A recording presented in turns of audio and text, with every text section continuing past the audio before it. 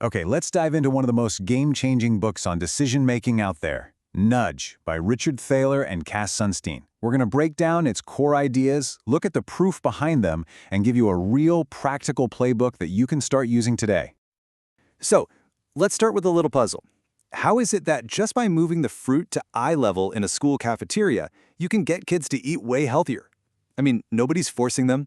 There are no new rules. The whole brilliant idea behind Nudge is that our choices are constantly being shaped or nudged by the design of the world around us. This is what they call choice architecture. To really get why these nudges work so well, we have to start with the book's absolute central idea. There is a massive difference between how we think we make decisions and how we actually do it. You see, in economics textbooks, they talk about this perfectly rational creature called Homo economicus. We'll call them Econs. Econs are brilliant. They can calculate anything. They have perfect self-control, and they never make mistakes. But then, there's the rest of us. Actual Homo sapiens, or as the book calls us, humans. We make predictable errors, we forget important stuff, and yeah, we give in to temptation. This book is all about us, the humans. And the reason we're humans and not these perfect econs is because our brains have two very different ways of working. First, you've got the automatic system. This is your gut reaction. It's fast, it's instinctive, it's effortless. Then, on the other hand, you've got the reflective system. This is your conscious brain. It's slow, deliberate, and it takes real work. And here's the kicker. Most of the time, day in and day out, we're running on that fast, automatic gut feeling. The book has this fantastic analogy for this constant struggle inside our heads. It's the planner versus the doer. Your planner is that reflective, thoughtful part of you that sets goals like, I'm going to save more money this year, or I'm definitely going to start eating healthier. But the doer? Well, the doer is your automatic system. It lives in the moment and it wants that slice of pizza right now. This endless fight between your long-term planner and your impulsive doer, it explains so much about why we do the things we do. So, because we rely so heavily on that automatic, doer part of our brain, we tend to fall into the same traps over and over again. And these aren't just random mistakes. They are predictable, systematic biases in how we think. Let's take a look at a couple of the really big ones.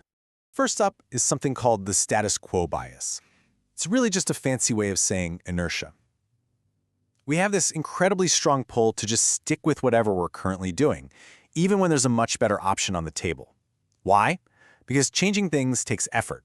It requires our slow, reflective system, and our automatic brain would much rather just not. Just how powerful is this bias? Well, get this. A study looked at university professors, people who literally think for a living, and their retirement plans. They found that the median number of times these professors changed their investment allocation over their entire career was 0. Zilch. Nada. They said it once and then never looked at it again. That is the unbelievable power of inertia. Okay, so here's your first big action point. What are the defaults that are running your life? Take a hard look at your subscriptions, your savings plans, even the settings on your apps. Are they still working for you? Or are they just things you set up a long time ago and forgot about? It's time for a default audit. All right, so inertia keeps us stuck. But what about when we do have to make a choice? Well, that's when another bias often shows up. Anchoring.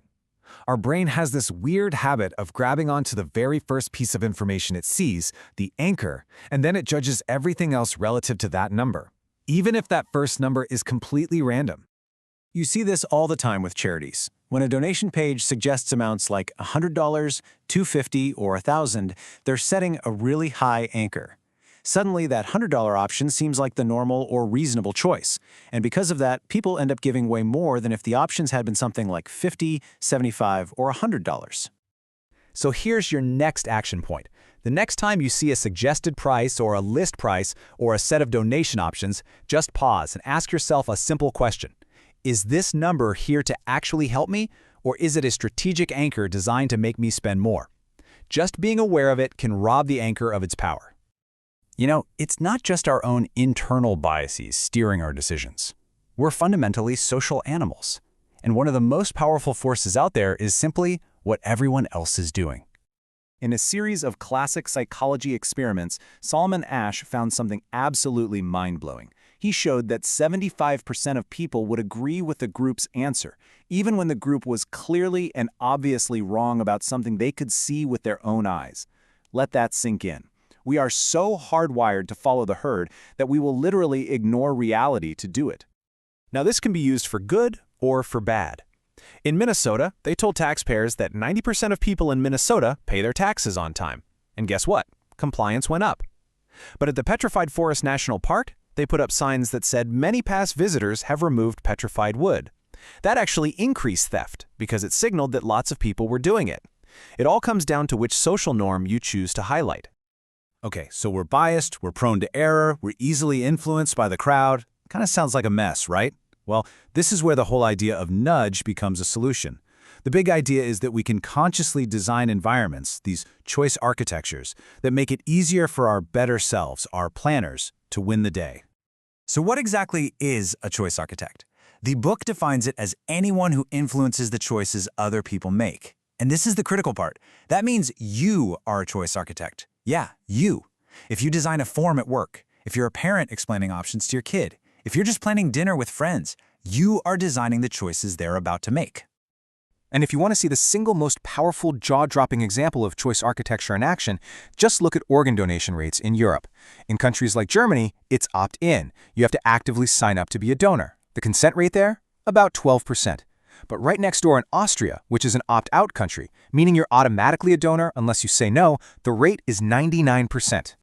Think about that for a second. The people are similar. The cultures are similar. The only real difference is one tiny change in the paperwork, the default setting. That simple nudge, that change in the choice architecture, saves thousands of lives every single year. It's incredible. So how do we put all this together into something we can actually use? Let's do a quick, rapid-fire summary of the main lessons and the practical playbook for how to be a better choice architect, whether for yourself or for others. Okay, your key takeaways. Number 1. We are fallible humans, not perfect econs. We have to design for the way people actually are, not how we wish they were. 2. Our choices are mostly driven by gut instinct, by those mental shortcuts. 3. We are social creatures who are powerfully influenced by what others are doing.